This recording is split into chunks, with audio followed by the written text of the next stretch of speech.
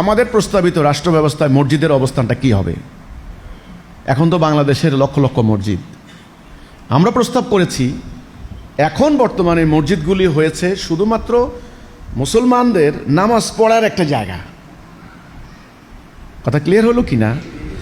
শুধু ওনারা কি করেন, ওখানে নামাজ পড়েন, নামাজের একটা জায়গা, নামাজের একটা বিল্ডিং। কিন্তু ইসলামী রাষ্ট্র ব্যবস্থায় মসজিদগুলিকে সম্পূর্ণরূপে রাষ্ট্রের কল্যাণে, রাষ্ট্রের স্বার্থে, ইসলামী রাষ্ট্রের স্বার্থে কাজে লাগানো হবে। এই জন্য আজকের মতো মসজিদ হবে না, মসজিদগুলি হয়ে যাবে অত্যন্ত প্রাণবন্ত, অত্যন্ত ডাইনামিক, অত্যন্ত জীবন্ত। মসজিদের ইমামরা আজকে বেতনভুক্ত কর্মচারী কার? ওই যে মুসল্লিদের। এবং মসজিদগুলি চলে একটা নির্দিষ্ট কমিটির মাধ্যমে।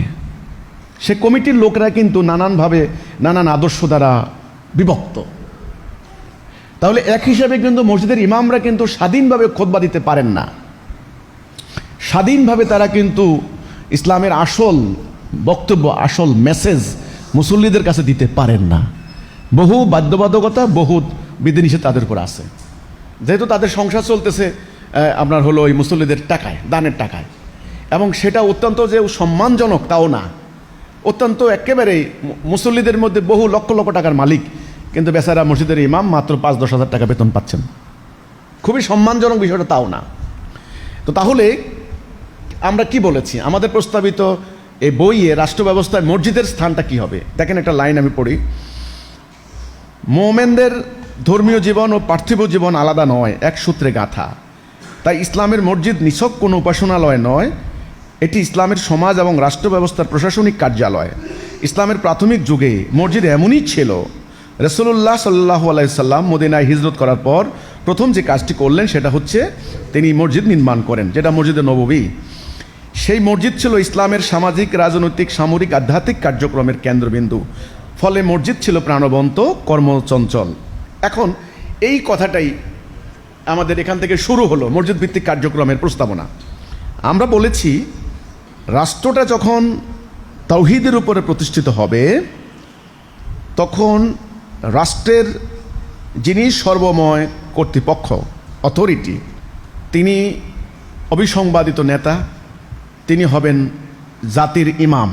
ইমাম শব্দটা শুনলে কিন্তু এখন মানুষের কাছে মনে হয় যিনি মসজিদে নামাজ পড়ান তিনি কিন্তু ইমাম।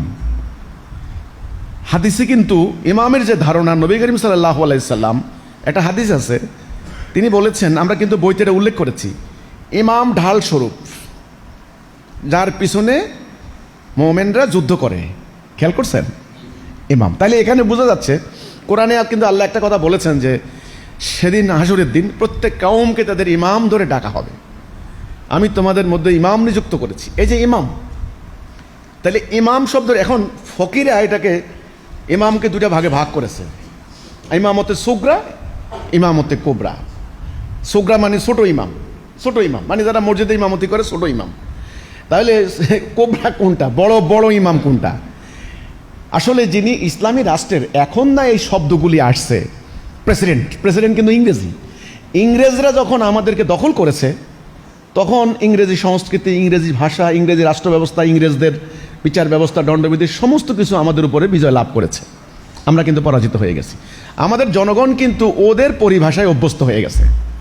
এখন প্রেসিডেন্ট বলতে তারা কিন্তু, সাধারণ রিক্সাওয়ালা বুঝে প্রেসিডেন্ট, ওরে বাবারে এটা অনেক রাষ্ট্রের মানে অনেক কর্তৃপক্ষ। প্রাইম মিনিস্টার, এটা কিন্তু বুঝে এটা কি, প্রাইম মিনিস্টার।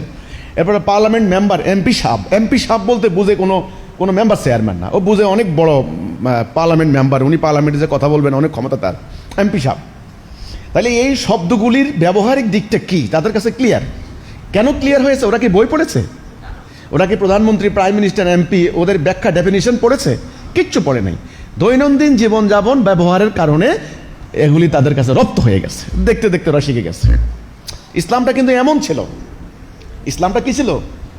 এমন ছিল। তাহলে ইমাম যিনি প্রকৃতপক্ষে, তিনি হবেন রাষ্ট্রের সর্বোচ্চ নেতা, যাকে আজকে প্রেসিডেন্ট বললে মানুষ বুঝবে, নাহলে বুঝবে না। এখন সেটাকে আপনারা আমিরুল মোমিনিন বলতে পারেন, বা আপনারা বলতে পারেন খলিফাতুল মুসলিমিন, খলিফাও বলতে পারেন, সেটা ভিন্ন কথা। বাট শরীয়তের দৃষ্টিতে তিনি হবেন ইমাম, সর্বোচ্চ নেতা। ইমামের আন্ডারে মূলত মসজিদগুলি পরিচালিত হবে, অর্থাৎ রাষ্ট্রপ্রধানের আন্ডারে, অর্থাৎ রাষ্ট্রের আন্ডারে, রাষ্ট্রের নিয়ন্ত্রণে। আমাদের প্রস্তাবনায় আমরা সেগুলো তুলে ধরেছি। এবং মসজিদের যিনি খতিব হবেন জুমার দিনে, জুমার নামাজটাও কিন্তু হলো সমাবেশের সালা। একত্রিত হয়ে মোমেনরা সপ্তাহে একদিন তাদের সংকট সমস্যা নিয়ে কথা বলবেন। সেখানে যিনি খুতবা দিবেন, খতিব সাহেব বলে না, খতিব সাহেব হুজুর, আসলে খতিব যিনি, তিনি হলেন ওই রাষ্ট্রের পক্ষ থেকে প্রতিনিধি, গভর্নর, আমির।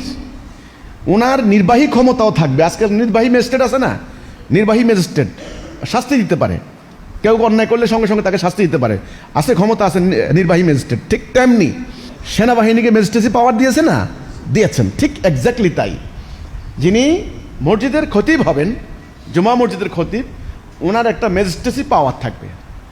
তো তিনি খুতবা দিবেন। কিসের খুতবা?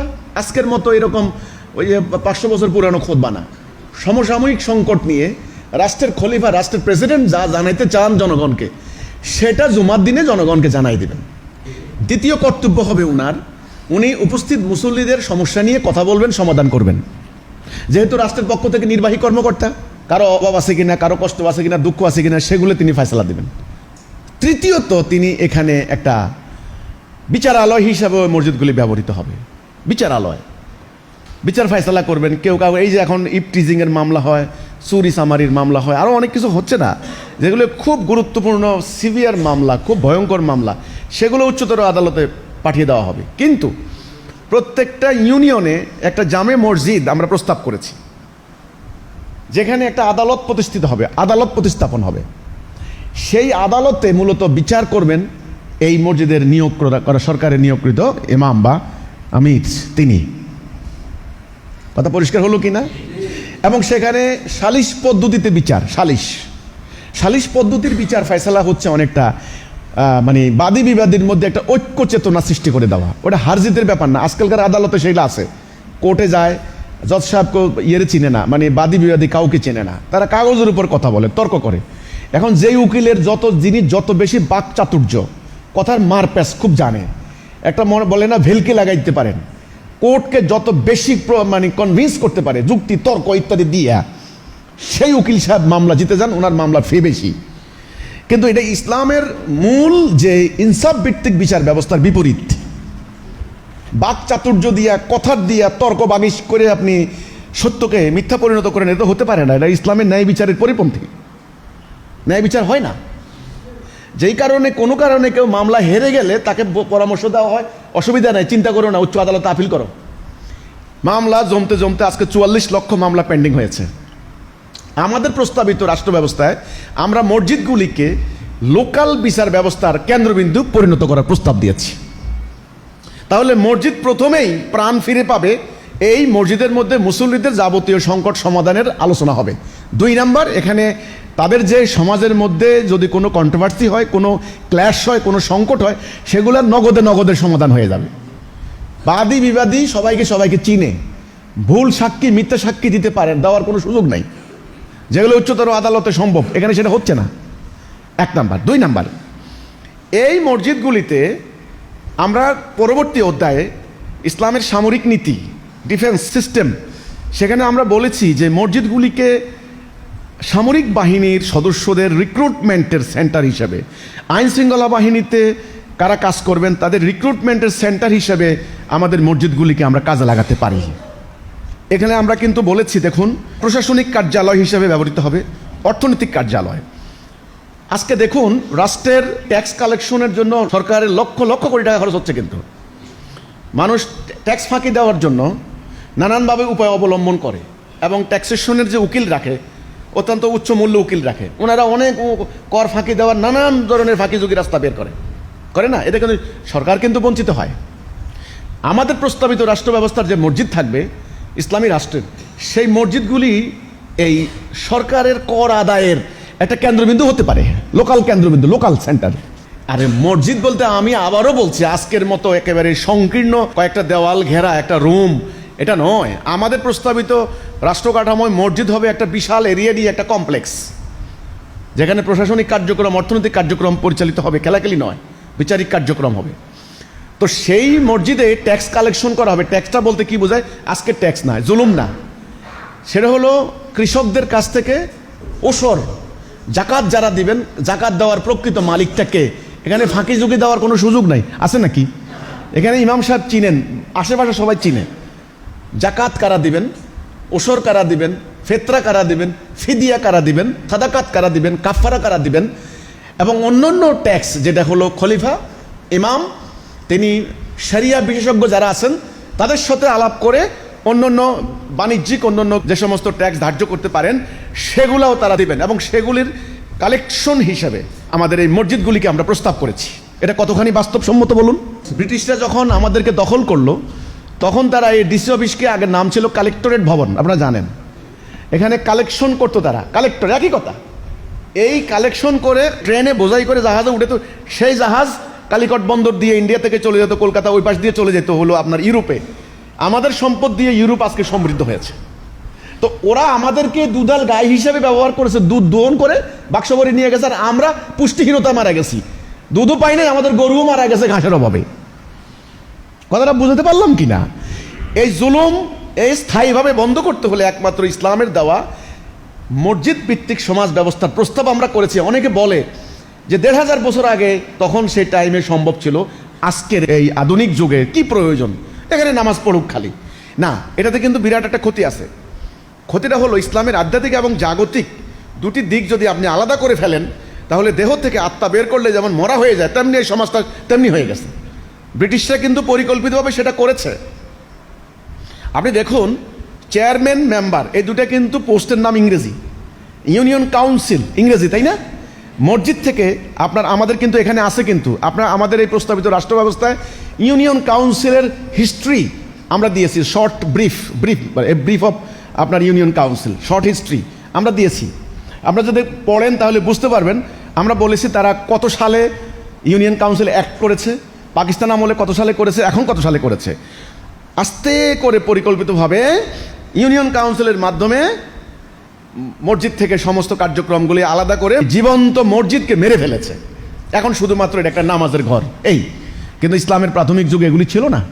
আপনি যখন একটা লোকের সামনে যখন আপনি মসজিদে আল্লাহর কথা বলবেন, আল্লাহ দ্বীনের শিক্ষা দিবেন, জাকাত দেওয়ার উপকারিতা তার সামনে বলবেন, জাকা শব্দটা তাজকিয়া থেকে, জাকিয়া, তাজকিয়া, জাকা পরিশুদ্ধ, এটা গরিবের কেন হক আছে, আল্লাহ তাআলা কেন জাকাত বাধ্যতামূলক করেছেন, জাকাত না দিলে কি গুনাহ হবে, সাদাকাতের কি সওয়াব, আপনার সম্পত্তির মালের উপরে, জানের উপরে সাদাকাত দিতে হবে, এতে করে আল্লাহ রাব্বুল আলামিন আপনাকে বালা মুসিবত থেকে কিভাবে সেভ করবেন। এই যে একটা আধ্যাত্মিক প্রেরণা, এটা যদি না থাকে তাহলে জনগণ রাষ্ট্রকে ট্যাক্স দিবে না, ট্যাক্স ফাঁকি দিবে। তো ট্যাক্স কালেকশন করার জন্য কিন্তু আপনাকে আলাদা পুলিশ নিয়োগ করতে হবে না।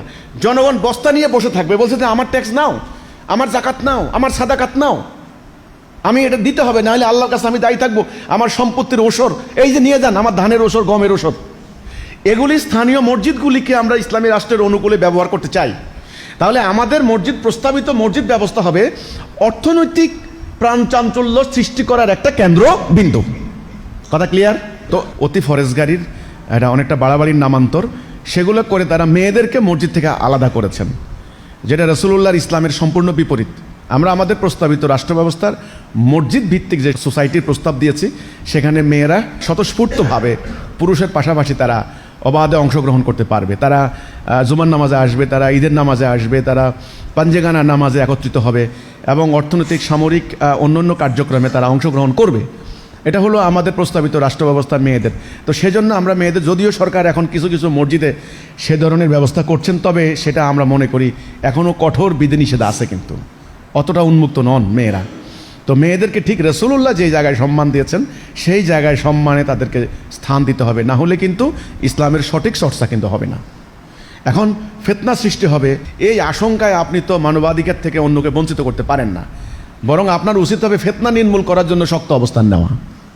ওকে, অন্য কারো অধিকার, আল্লাহ প্রদত্ত অধিকার থেকে আপনি কাউকে বঞ্চিত করতে পারেন না। ইমাম সাহেবদের স্যালারি, বেতন, এটা আমরা কি আমাদের প্রস্তাবিত রাষ্ট্র ব্যবস্থা, মসজিদ ভিত্তিক সমাজ ব্যবস্থায় আমরা বলেছি, আমাদের প্রস্তাবিত রাষ্ট্র ব্যবস্থায় যেহেতু একটা মসজিদ কেবলমাত্র নামাজ পড়াবেন না, কেবলমাত্র নামাজ পড়ানোর কাজ হবে না, এখানে অর্থনৈতিক কার্যক্রম পরিচালিত হবে, ট্যাক্স কালেকশন হবে, এখানে সামরিক এবং আইনশৃঙ্খলার পরিস্থিতির রক্ষণাবেক্ষণ হবে, এখানে বিচার ব্যবস্থা পরিচালিত হবে, এখানে অন্য অন্য সামাজিক সংকট দূর করার জন্য ভূমিকা রাখবে।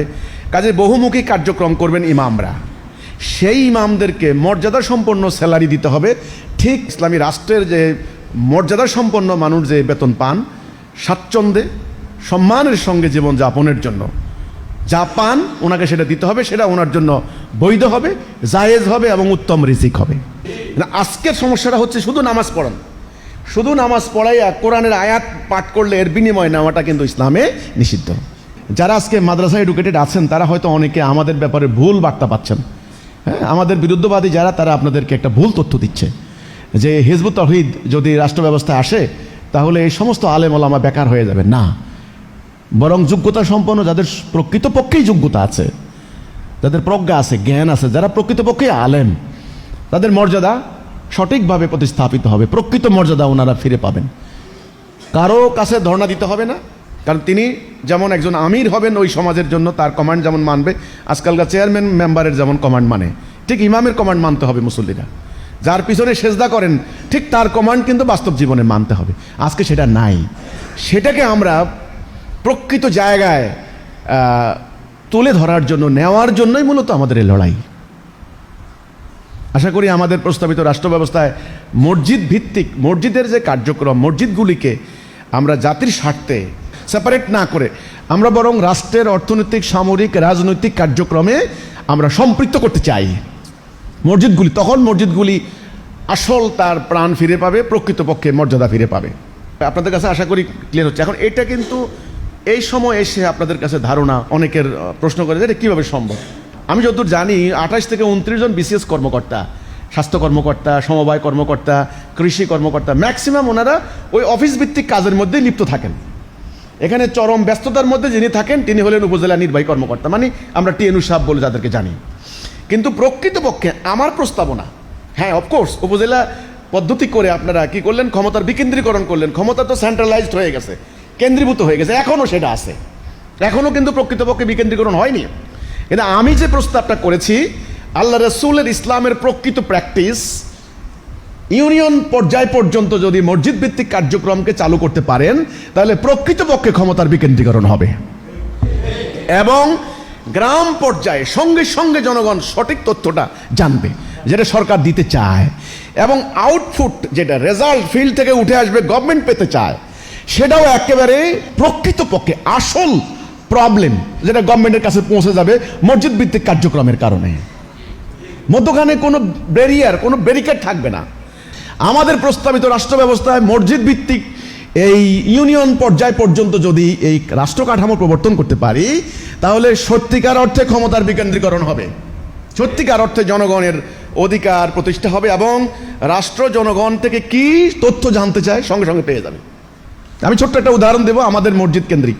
যেমন ধরুন কোরবানির ঈদ আসে, কোরবানির ঈদ আসলে আমাদের মসজিদের খতিব সাহেবকে আমি বলে দিয়েছি আমাদের যতগুলি মুসল্লি আছে প্রত্যেকের তালিকা করে ফেলেন। এক পক্ষ তারা কোরবানি দেয়, আরেক পক্ষ কোরবানি দিতে পারে না, তাদেরও বাচ্চা কাচ্চা আছে, তারা এই দিন অন্তত গোস্ত খাওয়ার হকদার। যারা কোরবানি দেয় তাদের একটা অংশ মসজিদের কর্তৃপক্ষ বলতে পারেন তার কাছে আপনারা পৌঁছায় দিবেন। যারা যারা কোরবানি দিতে পারে না ওদের ফ্যামিলির মেম্বার হিসাব করে যদি 5 জন হয়, যার ফ্যামিলিতে 1 জন আর 5 জন সমান হবে না।